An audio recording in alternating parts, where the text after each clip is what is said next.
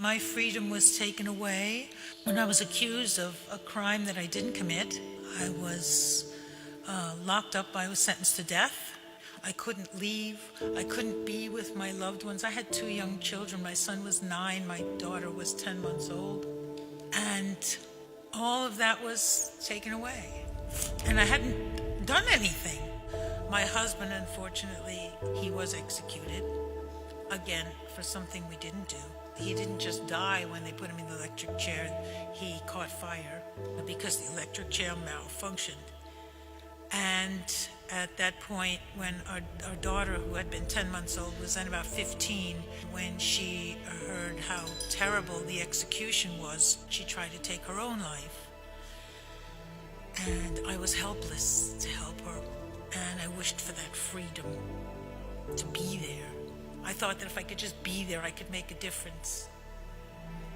It was in that very place when I felt the most hopeless that I realized that I still had a choice, that I didn't have to see it the way they saw it, that I was locked up, prisoner, waiting for them to take my life. In fact, while I still was living and breathing, I still was in charge of my life. I might not be in charge of my circumstances, but my life still belonged to me, and I could still choose what I wanted to do with it and how I would live it.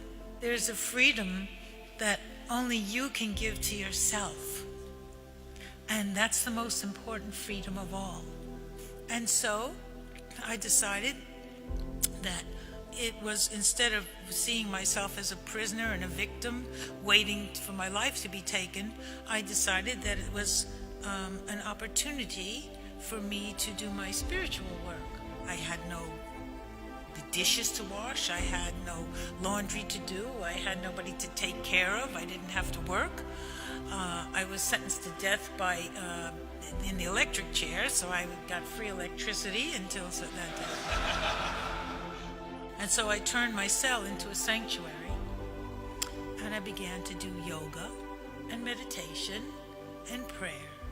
I chose to believe in hope rather than hopelessness. That's what they wanted me to believe. And so I actually found a freedom that I never knew before while I was sentenced to death, while they had supposedly taken my freedom away. And then, finally, one day, my sentence was changed from death to life, and things improved. And so finally, with the help of lawyers who worked for free and friends who always believed in my innocence, I was released. But freedom wasn't what I thought it was going to be.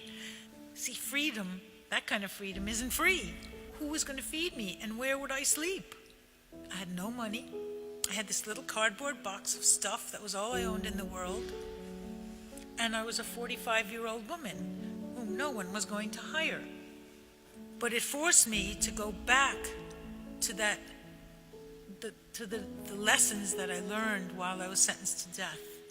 And that was that there's this kernel of freedom, this essence of freedom that only you can give yourself. And once you find that, then nobody can take it away from you.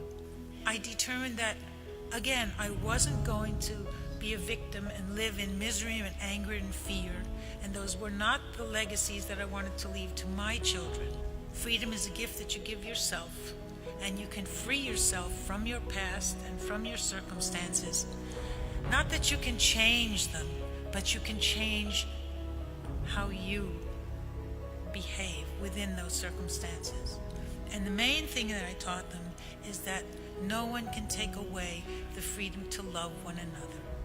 I'd just like to leave you with another little song. It's a song that if you open up your heart and let your little light shine out of your heart, no one can extinguish that. This little light of mine, I'm gonna let it shine. This little light of mine, I'm gonna let it shine. This little light of mine, I'm gonna let it shine. Let it shine, let it shine, let it shine.